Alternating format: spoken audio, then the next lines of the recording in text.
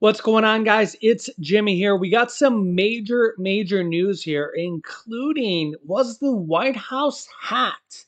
Were classified documents about Israel's plans to hit Iran hacked or leaked?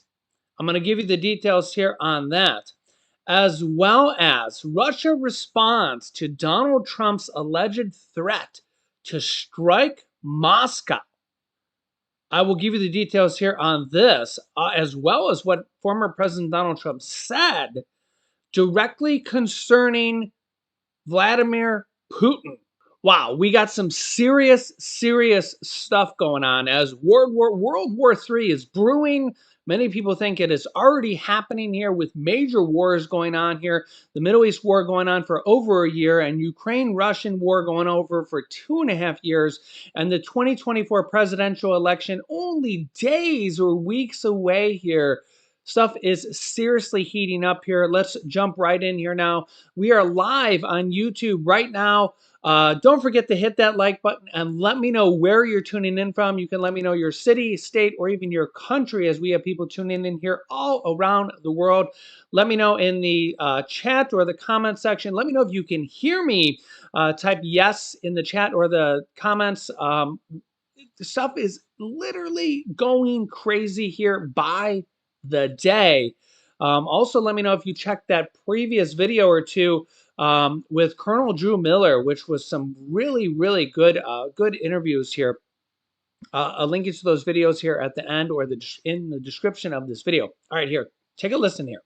Okay, the White House is severely concerned. President Biden, quote, deeply concerned about release of classified documents on Israel's possible attack plans or actual attack plans. The U.S. is investigating release of classified documents on Israel's planned strikes on Iran. Leaked documents show U.S. intelligence on Israel's planned strike on Iran. Reports say that were somehow given to Iran. The question here, how did they get in Iran's hand? And this is a serious cause for concern. Is there a mole? Who is it? Where is it? Various serious concerns. Take a listen here. Cast Hal Kemper.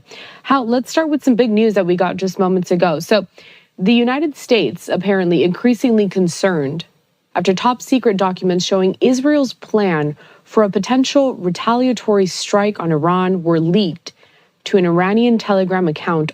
Hal, what do we know about those documents? Well, it's a little bit shocking. Corel, what showed up on was a Telegram website or Telegram account, I should say.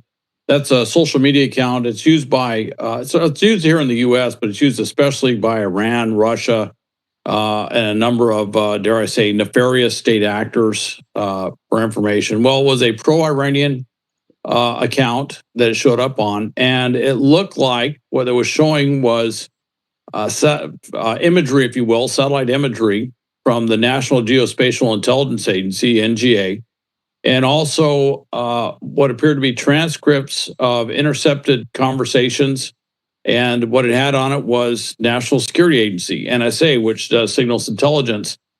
All the reports coming out on it right now from so far unattributed U.S. officials makes it sound like this may have been a genuine issue. I mean, this was not something that someone just fabricated. And of course, the question is, is this a penetration of U.S. intelligence somewhere? The other concern is, was it hacked? And I don't know which one would be more concerning, if there was a successful breach through a hack or if there was an actual mole or something in U.S. intelligence. Now, the interesting thing is that it has what's called the Five Eyes. It has, released to the countries that compose the Five Eyes. Of course, the U.S. being one of those, and then of Canada, the United Kingdom, Australia, New Zealand. And this is a special intelligence arrangement that goes back to World War II with how we share intelligence within those 5 countries. So when looking at it, it does raise the question, could it have been one of the other members of the Five Eyes that was the source of the leak? Now, in Israel, their concern is that it's talking about all the preparations they're doing for the big strike in Iran. It wasn't specific as to targeting, as to what they're going to hit, but it does talk about that. It shows preparations at different air bases. It talked about different types of training they were doing, a variety of things like that. Type of ordnance that they might be using was kind of inferred from it as well. Israel's probably sitting there saying, "Oh my gosh, some of our planning and preparations have been compromised," and the other parties are probably saying, well, they're really spying on us a lot. I mean, they're looking at satellite photos of what we're doing and intercepting our conversations. So I'm not sure how that's going to play at a diplomatic level, shall we say, of that sort of thing. So it's going to be a big flap. I expect to hear more of it as the week goes on. Yeah, so very concerning. The other question here is how long has this leak been going on, this mole been going on? Because, this one was leaked onto this Iranian, internet telegram account, but this could have been going on for much longer. Think about this. Think about maybe how long Iran has been getting information but not telling the internet about it. Think about that, because they may have been getting this source of information for weeks or months. Yeah, so this is some serious stuff here. This comes as 160 some Hezbollah rockets were fired into Israel in the latest barrage. The IDF, Israel Defense Forces, added that the Israel Air Force had intercepted some of the rockets while others had actually impacted in the area. As our U.S. Air Force Colonel Drew Miller said, that you can't shoot every single one of them down. So Hezbollah firing into Israel here in the latest barrage, 160 some rockets being fired into Israel. And the Lebanon assesses the damage after Israel strikes Hezbollah backed into Hezbollah linked banks. So a lot of stuff being fired back and forth here just within the last 24 hours. Yeah. So some serious stuff going on here. And Israel actually gave the U.S. its demand for ending the war in Lebanon.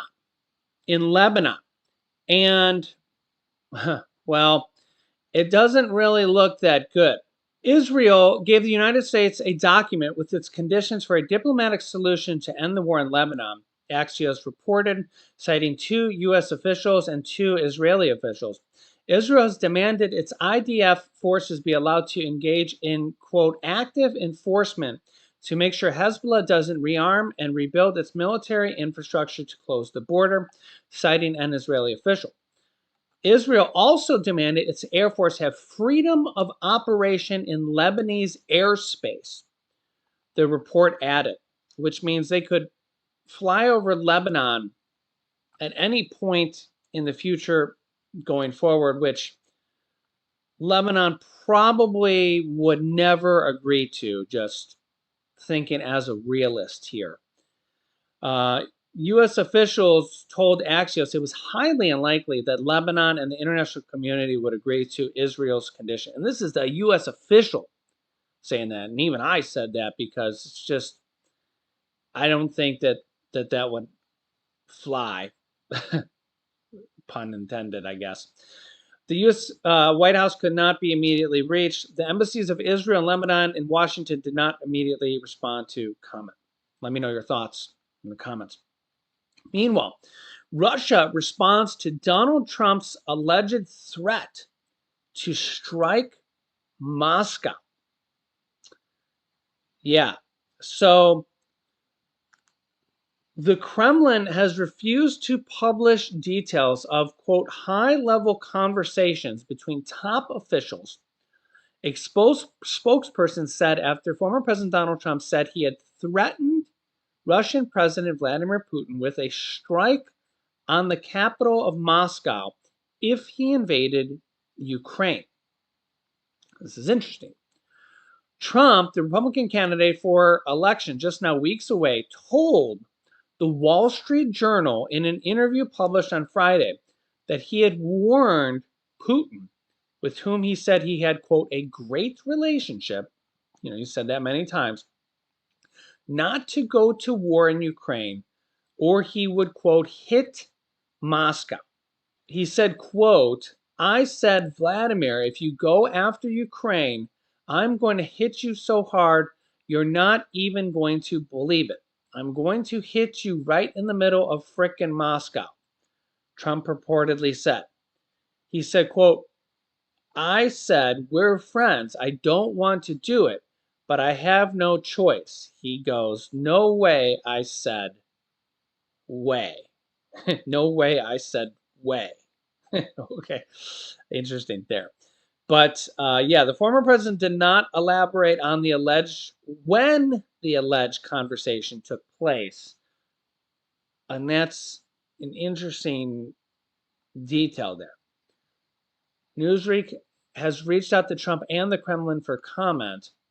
Quote, we still prefer to state a very responsible position in terms of not making public the content of conversations that are conducted at the highest level. Kremlin spokesperson Dmitry Peskov said on Monday, according to Russian state media reports. Unfortunately, a number of world leaders do not adhere to this position and do not observe such information hygiene in this case. Well, it's on their conscience, Peskov told reporters, according to Russian state outlet RBC. Trump has repeatedly said he has a close relationship with Russian leader and that should he reelected, he would be able to end the war in Ukraine in a matter of hours. The total of lost Russian military personnel has now reached 675,800 men, according to data. Wow. Yeah, so we will see if Vladimir Putin would be willing to end the war within a matter of hours and, Ukrainian President Zelensky. I don't know if Vladimir Putin will be willing to. We will see. Let me know your thoughts here in the comments. I will keep you up to date. Don't forget to like this video, share this video with anybody that needs to hear this information. If you haven't yet, subscribe down below, click the bell icon after subscribing so you get notifications when we go live, which is normally at 6 p.m. Eastern Standard Time. Click here to watch my newest interview with U.S. Air Force Colonel Dr. Drew Miller, who just had a red alert, quote, this will kill most people on Earth. A must-watch video. Thanks for watching, guys, and I will see you in the next